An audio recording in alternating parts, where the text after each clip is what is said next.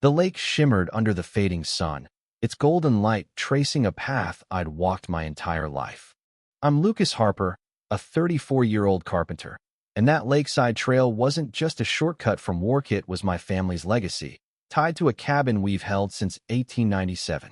My great-grandfather built it, carving Harper Family 1897 into a wooden sign that's endured more storms than most people's stories.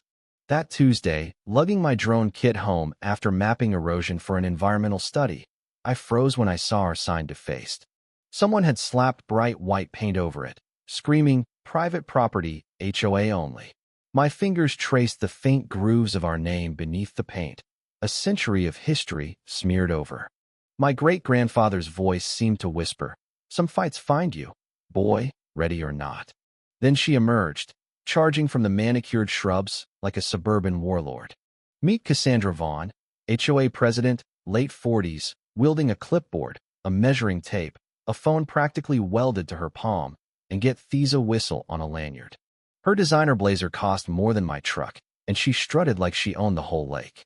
"Excuse me," she barked, storming toward me like I'd torched her property values. "Do you have permission to be here?" The word permission dripped with disdain, like I was begging for a king's pardon. I stayed calm, barely glancing up from the sign. Permission from who exactly? Her eyes popped like I'd asked her to decode quantum mechanics. "From me. I'm the HOA president. I'm the authority." Her voice hit notes that could shatter crystal. I pulled out my phone and started recording, not to be a jerk, but because I sensed this was about to spiral. "Authority based on what, ma'am?" I asked, keeping my tone even, almost curious. You could practically see smoke curling from her ears. "This is private property. You're trespassing." She brandished her clipboard like a weapon. That's when I decided to stir the pot. I set up my drone for a quick flight, and Cassandra lost her mind. "That's illegal surveillance. You're stalking me." "Harassment," she flailed, jumping like she was swatting at a UFO. Picture a grown woman playing defense against an alien invasion that was her. "Ma'am," I said, stifling a laugh, "this is public airspace." She wasn't buying it. "Nothing's public here. I own everything you see." She drew her phone like a Wild West gunslinger. And that's when she lit the fuse on her own downfall. "911, emergency," she screeched. "There's a vagrant with drone equipment harassing homeowners. Probably a terrorist or drug dealer, maybe both. Send SWAT, FBI, National Guard." The dispatcher's voice crackled, confused. "Ma'am, what's the emergency?" Cassandra doubled down. "He's breathing near my property." I checked my watch, grinning wider than I had in months. "Bold move, Mrs. Vaughn," I said, her name tugging at some memory I couldn't place. As she paced like a caged tiger, ranting about property values, I let my drone hum, capturing the lake from 400 feet up. "Turn that machine off," she demanded. "Just filming the lake," I replied. "Stunning view up there." "You're invading my privacy," she shrieked. "From 400 feet above public water? That's a wild legal theory," I shot back. Sirens wailed, and Cassandra's face glowed like she'd hit the jackpot. "Hear that? You're done." But the sirens multiplied, their tones clashing, not just local cops. "Those sound different," I said. Her smugness wavered. "What do you mean, different?" I tucked my documents into their waterproof folder and locked eyes with her. "Mrs. Vaughn, in about 8 minutes, your idea of ownership's gonna flip." A police cruiser rolled up, and Cassandra sprinted toward it, clipboard aloft like a victory flag. "Officers, thank God. Arrest this vagrant." Officer Tom Rivera stepped out, exuding the calm of someone who spent 15 years defusing suburban drama. "Ma'am, slow down." "What happened?" Cassandra unleashed a tirade, claiming I was casing houses with military-grade surveillance and threatening violence, pointing at empty air for imaginary witnesses. Rivera raised an eyebrow, then turned to me. "Sir, ID, please." I handed over my folder, and his face shifted like he'd seen a ghost. "Sir, this says Land Guardian, Federal Protection Status." "Never seen this in 15 years. Cassandra lunged for the papers. "That's fake. Anyone can print fake documents." Rivera pulled them back. "Ma'am, these have federal seals, not the kind you whip up at home." He radioed dispatch, urgent. "Need federal consultation. Individuals got government protection, I don't know." Dispatch crackled, federal response en route. Do not act. Cassandra's confidence cracked. Federal? This is local property. I pay taxes. Rivera flipped through my folder, muttering, "Holy hell." I leaned in. Check the property deed section, officer. His face darkened. Cassandra, now frantic, dialed her lawyer, Gerald, on speaker. Emergency. Some vagrants claiming federal protection with fake papers. A long pause. Cassandra, if those are real, this is way above my pay grade, Gerald said, then hung up. She stared at her phone like it had stabbed her. Did my lawyer just hang up on me? A black SUV with government plates pulled up, and Agent Nate Carter stepped out, badge shining, recording gear already rolling. Cassandra's face went pale. Why is he recording? She whispered. I shrugged. Probably not his first land dispute rodeo. Carter nodded to Rivera, then zeroed in on Cassandra. Mrs. Vaughn, I'm with Federal Protection Services. We got a report of harassment against a protected individual. Cassandra's jaw dropped. Protected? He's a vagrant. Carter's faint smile said he'd heard that line before. Mrs. Vaughn, at 10:47 a.m., you called 911 on Mr. Harper for trespassing. Problem is, he's on government-protected land. Cassandra exploded. Impossible. We own this land. I've lived here 15 years. Carter didn't blink. When the government protects land, nobody else can own it. This was never for sale. I pulled out century-old documents from my folder. Mrs. Vaughn, my family's been here before your HOA, your houses, or you were born. She sputtered. You can't claim land with old papers. This is America. Carter checked his tablet. These aren't just papers, ma'am. They're valid federal protection documents. Mr. Harper's the primary land guardian for a much larger area than I thought. Cassandra's panic showed in her twitching feet. How much larger? Carter frowned at his screen. Substantial acreage. Your development was built without federal clearance, required for heritage land. Cassandra, now Googling federal land protection, like a maniac, squinted at her phone like it held the secrets of the universe. This is harassment of me. He's stealing our neighborhood. I pointed at the defaced sign. My great-grandfather carved that in 1897. Your HOA painted it over. Who's stealing what? Carter's radio crackled urgently. He stepped aside, then returned, his face grim. Mrs. Vaughn, preliminary findings show irregularities in your development's permits. Her face drained of color. What irregularities? Your HOA bypassed federal consultation, Carter said. Rivera chimed in. Ma'am, call your HOA board. This is beyond us. Cassandra's world was unraveling, and she didn't even know the half of it.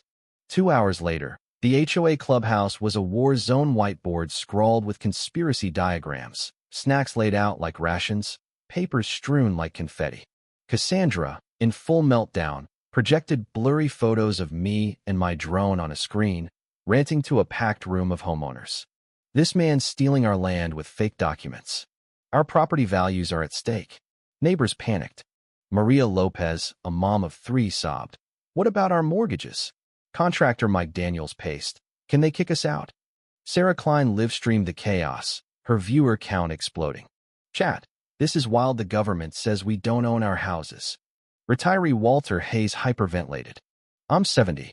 I can't start over. Carter walked in with a backup agent who looked like she could bench press a car. The room fell silent. He plugged his tablet into the TV, and red letters flashed. Emerald Ridge, no permission found. Government clearance missing. Protected land violated. Chaos erupted. Phones rang. People cried. Lawyers were called. Sarah's stream hit thousands, with comments like, Karen's neighborhood's done, and better than Netflix.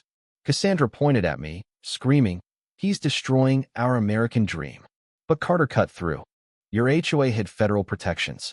We're reviewing all paperwork from the 1950s. He paused, eyeing Cassandra.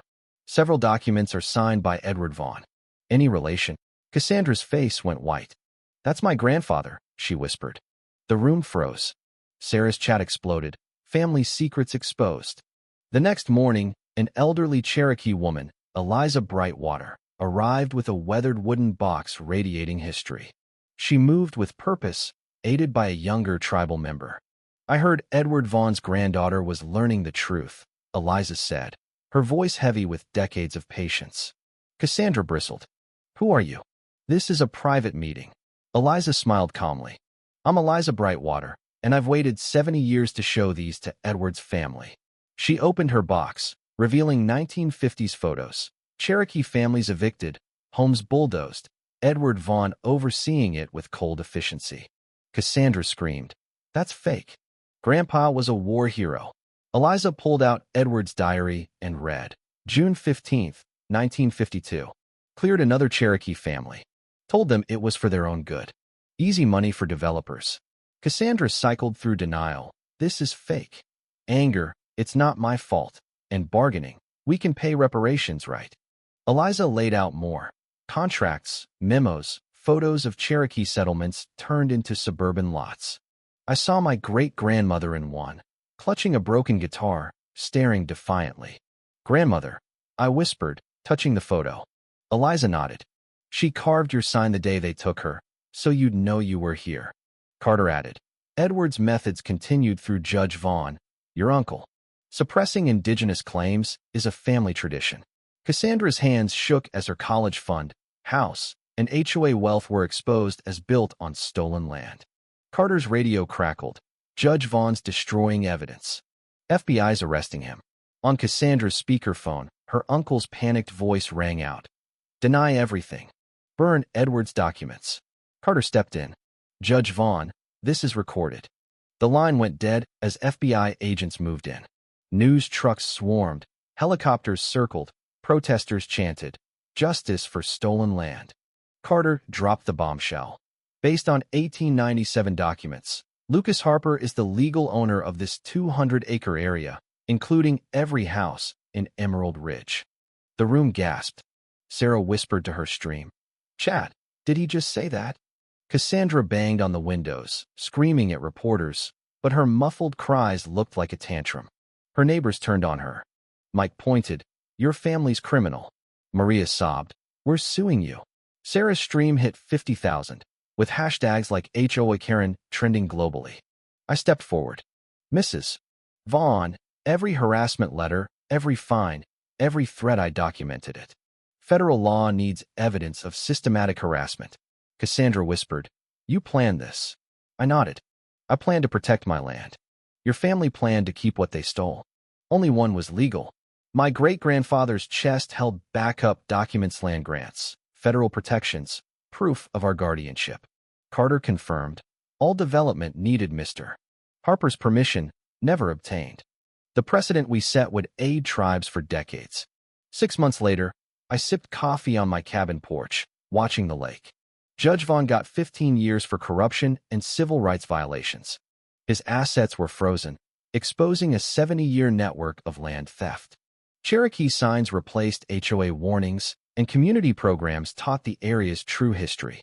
Cassandra resigned in disgrace, attending mandatory Cherokee classes but struggling with the truth. She's a pariah, nicknamed FBI Karen by kids and even the mail carrier. I'm a federal consultant, helping tribes protect their lands. Last week, a new Karen in a BMW tried calling 911 on me, but the dispatcher shut her down, citing our protected status. Cassandra, on court-mandated trail maintenance, saw it and laughed bitterly. She's lucky I'm not streaming. We stood by the lake, 2 people forever changed.